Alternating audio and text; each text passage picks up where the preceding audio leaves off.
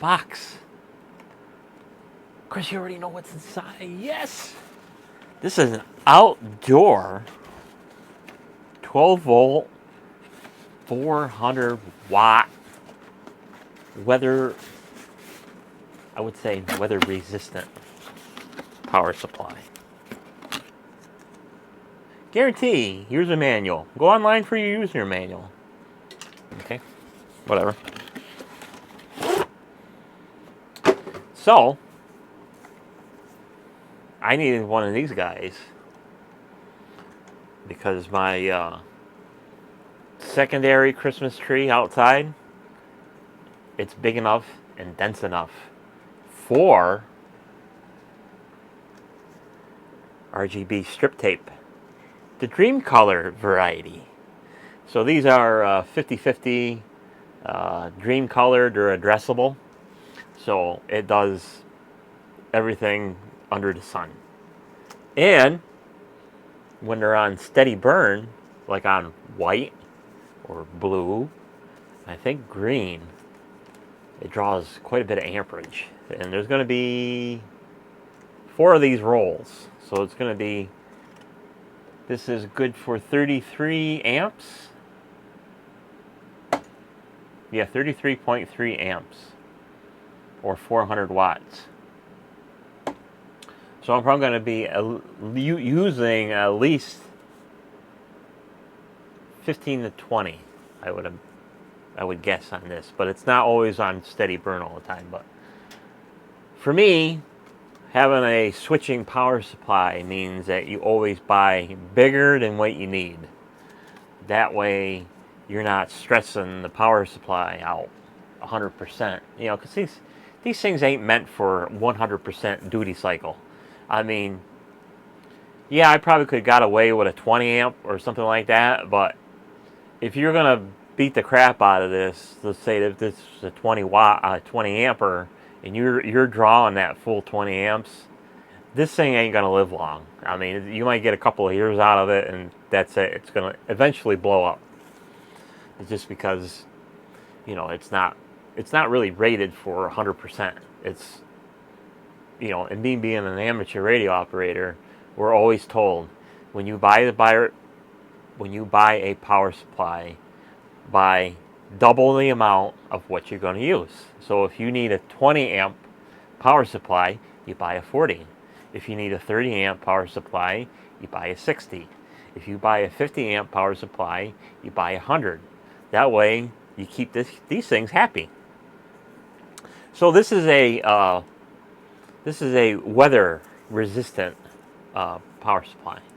So it's got mounting tabs here. So it's meant to be mounted in the vertical position so that any water or anything like that runs down, especially here at the top cap, and then it doesn't matter here at the bottom area, it falls off.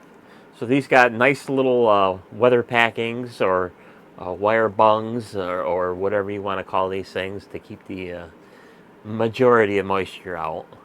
So you would definitely want to make sure these are tight from the factory and they're a little loose because of course it's China. So this is the AC in, and I need to get a plug for it. So it's just 3 wires, and then the color control here. It says the yellow green is ground, and then it's a big guessing game between live and neutral. So I think these are in the overseas colors, so brown and blue. And if I remember, I think brown is usually the live and blue is neutral. I guess it doesn't really matter because it's AC. And in the bottom here, we get multiple outputs. So I assume they're all tied together, but you just get the individual wires here. I'd have to take one of these apart just to see if they are tied together. I would assume so. So in my installation, I'm going to be tying 2 together to form one output for the RGBs, and it'll be power and ground, and then this secondary or whatever is remaining for my trippy drippies, the commercial grade kind, because that needs 12 volts too. So it'll have more than enough ass to power them, probably all in one shot, I hope, but I don't know. So 33.3, so you figure 11.1 amps per wire. And the wire here, I would assume it's 14 gauge. It feels like 14 gauge. Looks like 14 gauge. And if I can read the very fine print,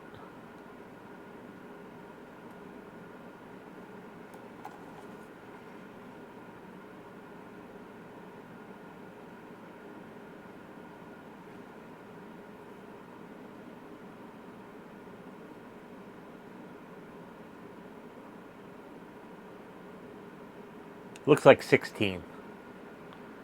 If I can read it right. It's hard to read. 600 volt, blah, blah, blah. 16 gauge. Okay. That's more than enough for, you know, the 11.1, blah, blah, blah. So not much else to talk about here, but like I mentioned, it's meant to go this direction. It's not meant to be mounted in this direction, even though you could if you wanted to, but I don't advise it because you got a fan that might be pulling air in, or if it's blowing out, it'll be pulling air in one side and out the other. So it's just a matter of figuring out which direction it's blowing in. We can find that out in a minute. We can do the bad thing and just jam the wires into an outlet and see if it blows up.